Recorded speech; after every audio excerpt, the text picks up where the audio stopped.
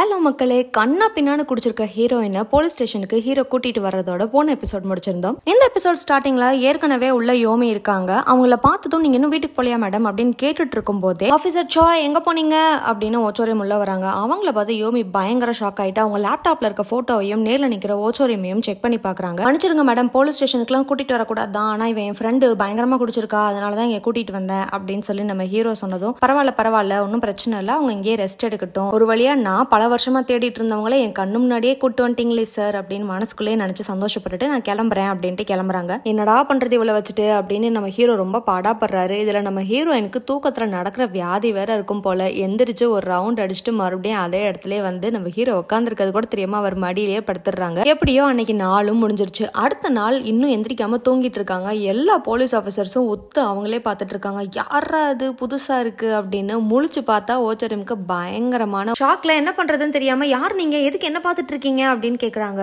அதை நாங்க உன்கிட்ட தான் கேட்கணும், நீ யாரு, நீ இங்க என்ன பண்ற அப்படின்னு கேட்டதும் சுத்தி பார்த்துட்டு எங்க இருக்கேனா அப்படின்னு முழிச்சிட்டு இருக்காங்க. நம்ம ஹீரோ வேகமா வந்து என் ஃப்ரெண்டு நைட்டு குடிச்சிருந்தா அதனாலதான் இங்க கூட்டு வந்தேன் சாரி அப்படின்னு சொல்றாரு. ஓஹோ மட்டை ஆயிட்டியா அப்படின்னு எல்லாரும் பயங்கரமா கிண்டல் பண்றாங்க. இவங்களுக்கு ரொம்ப தர்ம சங்கடமா போயிடுது. வேகமா எந்திரிச்சு அங்கிருந்து வெளில போறாங்க. பின்னாடியே நம்ம ஹீரோ ஃபாலோ பண்ணிட்டு போனதுக்கு அவர் பயங்கரமா புடிச்சு திட்டி விட்டுறாங்க. உன்னாலதான் என் வாழ்க்கையே போச்சு, உனக்கு தெரியுமா என்ன அந்த டிராமா கம்பெனில இருந்து வெளியில அனுப்பிட்டாங்க, நான் என்ன பண்ண போறேனே தெரியல, இனிமே என் மூஞ்சிலே முழிக்காத அப்படின்ற அளவுக்கு 2 குத்து மூஞ்சிலே கொடுக்குறாங்க. ஆனா அவருக்கு தான் வலிக்காது. ஆமா உனக்கு தான் வலிக்காது இல்ல, என் மனசு இப்ப எவ்வளவு வலிக்குதுன்னு உனக்கு புரியவே புரியாது அப்படின்னு இமோஷனலா பேசிட்டு அங்க இருந்து கிளம்பிடுறாங்க. நம்ம ஹீரோவும் அவளை எப்படியாவது சமாதானப்படுத்தணுமே நேரா அந்த தியேட்டர் கம்பெனிக்கே போய் அந்த ஓனரை பார்த்து பேசுறாரு. என்னாலதான் அந்த மாதிரி நேற்று அவளால பண்ண முடியல, ஒரே ஒரு தடவை அவளுக்கு வாய்ப்பு கொடுங்க ப்ளீஸ் அப்படின்னு கேட்கிறாரு. வாய்ப்பு கொடுக்கணுமா, சரி நீ என்ன சிரிக்க வச்சுட்டேன்னா நான் அவளுக்கு வாய்ப்பு தரேன் அப்படின்னு அந்த ஓனர் சொல்றாரு. நம்ம 2 பேரும் மட்டும் தனியா இருப்போமா சார், எல்லாரும் வேணாம் அப்படின்னு சொன்னதும் இவர் எல்லாரையும் வெளில போக சொல்றாரு. வெளில போகும்போது பேசிட்டே போறாங்க. இந்த ஆளை சிரிக்க வைக்கிறதெல்லாம் எவ்வளோ கஷ்டமான வேலை அப்படின்னு சொல்லிட்டே இருக்கும்போது உள்ள கெக்க புக்கன்னு சிரிக்கிறாரு. யாராவது என்னடா நடந்துச்சுன்னு எல்லாருமே ஷாக் ஆயிட்டாங்க. இவர் வெளியில வரும்போது நீ ரொம்ப ஃபன்னியான பர்சனா இருக்க, எனக்கு உன்னை ரொம்ப பிடிச்சிருக்கு அப்படின்னு சொல்லிக்கிட்டே நடந்து போறாரு. அங்க இருக்கிற மத்தவங்க எல்லாருமே ஹீரோவை பேன்னு பாக்குறாங்க. ஓச்சோரியமுக்கு அந்த ஓனர் கால் பண்ணி வர சொல்றாரு. நீ இது வரைக்கும் உருப்படியா பண்ண ஒரே ஒரு விஷயம்னா உனக்கான கரெக்டான பார்ட்னர் சூஸ் பண்ணதுதான். நான் உனக்கு கடைசியா ஒரு வாய்ப்பு தரேன், நல்ல டிராமா ஸ்கிட்டா நீ ரெடி பண்ணிட்டு வா, ஆனா பார்ட்னர் மட்டும் அந்த ஆபீசர் சாயா தான் இருக்கணும், அதுல எந்த மாற்றமும் இருக்கக்கூடாது அப்படின்னு சொன்னதும் இவங்களுக்கு என்ன பண்றதுன்னு தெரியல. ஐயோ காலையில தானே அந்த பேச்சு பேசிட்டு வந்தோம், சரி ஏதாவது பண்ணுவோம் அப்படின்னு சொல்லிட்டு இவங்க கிளம்பி அந்த போலீஸ் ஸ்டேஷனுக்கு போறாங்க. அங்க இவங்களை யாருமே கண்டுக்கல, அதனால மத்தவங்க எல்லாம் ஐஸ் வச்சு எப்படியாவது தன் பக்கம் இழுத்துக்கலாம் அப்படின்னு சொல்லிட்டு ஒரு ஜூஸ் பாட்டில் மாதிரி கொடுக்குறாங்க. நீங்களும் ரொம்ப கஷ்டப்பட்டு வேலை பாக்குறீங்க, இந்தாங்க ஜூஸ் குடிச்சிட்டு தெம்பாருங்க அப்படின்னு அவங்க சொன்னதும் அங்க இருக்கிற அந்த சீஃப்க்கு நம்ம ஓச்சரியமும் ரொம்ப பிடிச்சி போயிருது. ஒருத்தர் மேல வர ஸ்மெல்ல வச்சு உங்க குழந்தைய பார்த்துக்க நீங்க ரொம்ப கஷ்டப்பட்டிருப்பீங்க, இந்தாங்க நீங்களும் ஒரு பாட்டில் குடிங்க அப்படின்னு சொன்னதும் என்னமா பேசுற, எனக்கு கல்யாணமே அவளை கிண்டல் பண்றியா அப்படின்னு அவர் கேட்கிறாரு. என்ன பண்றா அப்படின்னு ஹீரோ வேகமா அவங்களை இழுத்துட்டு வெளில போறாரு. நீங்க என்ன பண்ணிட்டு இருக்க, வேலைக்காரி மாதிரி ஜூஸ் கொடுத்துட்டு இருக்க அப்படின்னு கேட்டு திட்டுறாரு. எல்லாருக்கும் நான் நன்றி கடன் பட்டிருக்கேன்ல, அவங்க நீங்க தூங்க விட்டாங்கல்ல அப்படின்னு இவங்க சொல்றாங்க. அவங்களால உன்னை தூங்க விடல, நான் தான் உன்னை இங்க கூட்டிட்டு வந்தேன், அப்ப நீ எனக்கு மட்டும் தான் நன்றி கடன் பட்டிருக்க, ஆனா அதான் காலையில் திட்டிட்டு போனேல அப்படின்னு சொன்னதும் சாரி நான் தெரியாம அப்படிலாம் பேசிட்டேன், அவங்களை அப்படி கஷ்டப்படுத்தி இருக்க கூடாது, என்ன மன்னிச்சிருங்க அப்படின்னு அப்படியே பாவமா மூஞ்சி வச்சுட்டு பேசுறாங்க. சரி மன்னிச்சிட்டேன் போ அப்படின்னு நடந்து போயிட்டே இருக்காரு. இவர்கிட்ட எப்படி டிராமாவில் நம்ம நடிக்க சொல்லி கேட்கறது, ஐயோ என்னடா பண்றது அப்படின்னு யோசிச்சுட்டு இருக்கும் போதே நாளைக்கு நான் பிராக்டிஸ்க்கு வர முடியாது, அதுக்கப்புறம் பார்க்கலாம் அப்படின்னு அவரே சொல்லிட்டு போறாரு. பிராக்டிஸா ஆபீசர் சாய் நில்லுங்க அப்படின்னு வேகமா இவங்களும் பின்னாடியே ஓடுறாங்க. அடுத்த நாள் அந்த ஊர் பார்க்ல ஒரு டெட் பாடி கிடக்கிறதா போலீஸ் ஸ்டேஷனுக்கு போன் வருது. நம்ம ஹீரோயினையும் கூப்பிட்டுட்டு அந்த ஸ்பாட்டுக்கு போறாரு. அங்க இருக்கிற டெட் பாடி கையில பார் கோடும் இருக்கு. எல்லாருக்குமே பயங்கர ஷாக். அவன் தான் ஒரு பேட்டர்ன் வச்சு கொலை பண்ணுவானே, ஒரு வருஷத்துல ஒரு கொலை தானே பண்ணுவான் அப்படின்னு யோமிக்கு ஒரே சந்தேகமா இருக்கு. இது பார் கோட் கில்லரா இருக்க வாய்ப்பு இல்ல அப்படின்னு சொல்றாங்க. ஆனா அவங்க சொல்றத மத்த யாருமே அக்செப்ட் பண்ணல, நம்ம ஹீரோவை தவிர. நம்ம ஹீரோயின்ட்ட பேசும்போது அவங்க ஒரு தகவல் சொல்றாங்க. பொதுவாவே மனுஷங்க போட்டிருக்கிற டாப் பாட்டம், அதாவது ட்ரெஸ்ல மேல இருக்கிறது கீழே இருக்கிறது ரெண்டுமே ஒரே மாதிரி தான் ஸ்மெல் வரும். ஆனா அந்த டெட் பாடி மேல வந்து மேல போட்டிருக்க சட்டையில ஒரு ஸ்மெல்லும் கீழே போட்டிருக்க பேண்ட்ல ஒரு ஸ்மெல்லும் வந்துச்சு. சோ என்னோட கணிப்பு படி மேல போட்டிருக்கிறது வேற ஒருத்தரோடது, இல்ல கீழே போட்டிருக்கிறது வேற ஒருத்தரோடது, இந்த மாதிரி ஏதாவது ஒண்ணு கண்டிப்பா இருக்கும் அப்படின்னு சொல்லிட்டு நம்ம ஹீரோவை ஒரு கடைக்கு கூட்டிட்டு போறாங்க. சில போட்டோஸ் எல்லாம் காமிச்சு ஹீரோ விசாரிக்கிறாரு. ஆமா இந்த ட்ரெஸ்ஸை போட்டா 6 பேர் வந்து முந்தானத்து வந்து சாப்பிட்டுட்டு போனாங்க, அவங்க 6 பேர் வந்ததுனால நான் டேபிள் செட் பண்ணேன், அதனாலதான் எனக்கு ஞாபகம் இருக்கு, இவங்க வந்து அந்த பக்கத்து ஜிம்ல வேலை பார்க்குற ஆட்கள் அப்படின்னு அந்த கடையில வேலை பார்க்குற அம்மா சொல்றாங்க. எப்படி இந்த கடை நீ கரெக்டா கண்டுபிடிச்ச அப்படின்னு நம்ம ஹீரோயின் கேட்கும்போது அவர் போட்டிருந்த ட்ரெஸ்ல வந்து பார்பிக்யூ ஸ்மெல் வந்துச்சு, அங்க பாத்தீங்களா இங்கதான் அது ரொம்ப ஸ்பெஷல் அப்படின்னு ஹீரோயின் சொன்னதும் ஆகா ஒரு சூப்பர் க்ளூ கிடைச்சிருக்கே அப்படின்னு பக்கத்துல இருக்க ஜிம்ல போய் விசாரிக்கிறாரு. அங்க ஒரு 6 பேர் இருக்காங்க,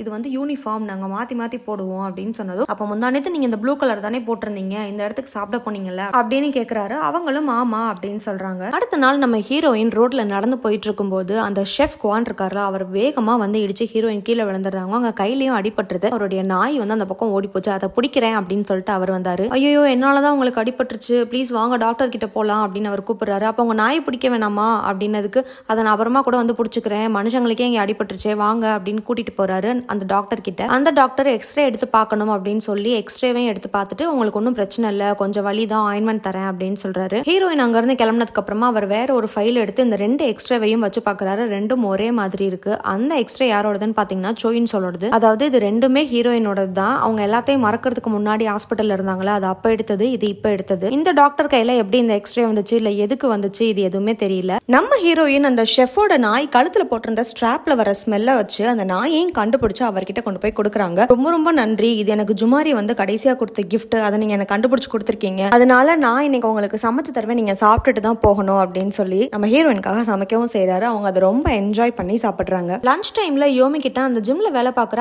6 பேரையுமே வந்து நம்ம கரெக்டா விசாரிக்கணும் அப்படின்னு சொல்லி இவர் சொல்றாரு. நீங்களும் அப்ப பார்கோட் கில்லர் பண்ணலன்னு நினைக்கிறீங்களா அப்படின்னதுக்கு ஆமா நானும் அப்படிதான் நினைக்கிறேன், இந்த பார்கோட் கில்லரை பத்தி தெரிஞ்ச யாரோ ஒருத்தர் தான் இதை தெளிவா பண்ணிருக்கணும், அது ஒரு போலீஸ்காரா கூட இருக்கலாம், ஆனா நம்ம தெளிவா விசாரிக்கணும் அப்படின்னு நம்ம ஹீரோ சஜஸ்ட் பண்றாரு. அந்த ஜிம்ல போய் 6 பேருக்கும் பயமுறுத்துற மாதிரி ஒரு விஷயம் வந்து சொல்லிட்டு வராரு. அந்த டெட் பாடி மேல ஒரு சாவி இருந்துச்சு, அது அந்த பார்க்ல விழுந்துருச்சுன்னு சொல்லி அங்க இருக்கவங்க சொன்னாங்க, அந்த சாவி இன்னும் எங்க கைக்கு கிடைக்கல அப்படின்னு சொல்றாரு. ஒருவேளை கொலகாரன் அந்த சாவியை நம்ம மிஸ் பண்ணிட்டோம், அதை வச்சு நம்மளை கண்டுபிடிச்சிருவாங்கன்னு தேடி பயந்து வருவான் அப்படின்னு அவர் நினைச்சாரு. நைட்டு ஃபுல்லா அங்கன்னு அங்க இருக்கிற டிடெக்டிவ்ஸ் எல்லாருமே உட்காந்து பாக்குறாங்க, ஆனா யாருமே வரல. நம்ம ஹீரோ கூட கார்ல டிடெக்டிவ் தக் இருக்காரு. அவரோட போன்ல ஒரு பாப்பா இருக்கு. அன்னைக்கு ஓச்சோரியம் சொன்னாங்கல்ல, அவர் மேல பேபி ஸ்மெல் வருது, ஆனா அவர் கல்யாணம் ஆகலன்னு சொல்றாருன்னு. உடனே நம்ம ஹீரோ ஏதாவது பேச்சு கொடுப்போம், என்ன பண்றதுன்னு தெரியலையே அப்படின்ட்டு இந்த பையன் அழகா இருக்கான் அப்படின்னு சொல்றாரு. என்னங்க பையன் சொல்றீங்க, இது பொண்ணு, என் தம்பியோட குழந்தை, பேரு ஜியா அப்படின்னு அவர் சொல்றாரு. ஓ ஜியாவா, பொம்பளை பிள்ளைக்கு ஒரு நல்ல பேரு அப்படின்னு சொன்னது, அதான் ஏற்கனவே பையன் சொல்லி அசிங்கப்படுத்திட்டல, அப்புறம் ஏன் இப்ப சமாளிக்கிற விடு அப்படின்னு அவர் சொன்னது நம்ம ஹீரோ அமைதியாயிடுறாரு. காலையில வரைக்கும் அங்கேயே இருக்காங்க,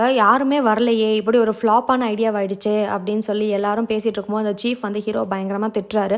அந்த டைம்ல தக் கையில ஒரு பேனா கிடைக்குது. இங்க பாருங்க, இது ரொம்ப எக்ஸ்பென்சிவான பேனாவா இருக்குல்ல, இதை யார் கீழே போட்டிருப்பா அப்படின்னு அதை செக் பண்றாங்க. செக் பண்ணி பார்த்தா அது அந்த டாக்டரோட பேனா. அதனால அந்த டாக்டரையும் அரெஸ்ட் பண்ணிடுறாங்க. ஒரு ஹையர் ஆஃபீஸர் வந்து இந்த டாக்டர் தான் குற்றவாளி அப்படிங்கறத 48 மணி நேரத்துல நிரூபிங்க, சீஃப் நீ இந்த கேஸை ஃபுல்லா பாத்துக்கோ, யோமி நீ உன்னோட ஸ்டேஷனுக்கு திரும்பி போ அப்படின்னு சொல்லிடுறாரு. சீஃப்க்கு பயங்கர சந்தோஷம். எல்லா ஃபைலையும் என்கிட்ட கொடுத்துட்டு முதல்ல நீ இந்த இடத்த விட்டு காலி பண்ணுமா அப்படின்ற மாதிரி நக்கலா பேசுறாரு. ஆனா யோமிக்கும் ஹீரோக்கும் கன்வின்ஸே ஆக மாட்டேங்குது. இல்ல இந்த ஆள் மத்த கொலையை பண்ணானா இல்லையான்னு தெரியாது, பட் இந்த கொலையை இந்த ஆள் பண்ணிருக்க வாய்ப்பு இல்ல, இது வேற யாரோ தான் பண்ணிருக்காங்க, உண்மையான குற்றவாளியை கண்டுபிடிக்கணும் அப்படின்னு அவங்க 2 பேருக்குமே தோணுது. நம்ம ஹீரோயின் அவசரமா ஹீரோக்கு போன் பண்றாங்க. நான் உங்களுக்கு ஹெல்ப் பண்ணுன்றதுக்காக இந்த ஜிம்முக்கு டெய்லி வந்துட்டு இருந்தேன், இப்பதான் கவனிச்சேன் இங்க வேலை பார்க்குற ஒரு ட்ரெயினர் மேல டிடெக்டிவ் தக் மேல வந்தா அதே குழந்தையோட ஸ்மெல்லு வருது, நீங்க உடனே வாங்க அப்படின்னு சொல்றாங்க.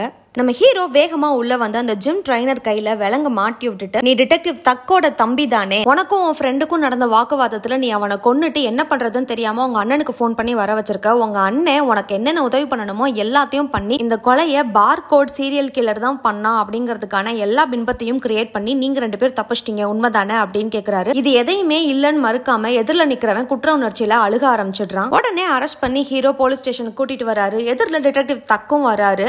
அவர் தம்பியை பார்த்தா அவரும் அழுக ஆரம்பிச்சிடுறாரு. மின்சோகா தக் மின்சோக், எதுக்கு நீ உண்மையை சொன்ன, நான் தான் கொலை பண்ணேன்னு சொல்லி இருக்கலாம்ல, உன் பொண்டாட்டி பிள்ளைங்க நிலைமை என்ன ஆகுறது அப்படின்னு சொல்லி ரொம்பவே அழுகுறாரு. அங்க இருக்கிற எல்லா டிடெக்டிவ்ஸுமே பாக்குறாங்க. ஒரு வழியா இந்த கேஸும் முடிஞ்சிருது. அன்னைக்கு நைட்டு நம்ம ஹீரோயினுடைய ஃப்ரெண்டு வேலை பார்க்குற ரெஸ்டாரண்ட்டுக்கு போறாரு.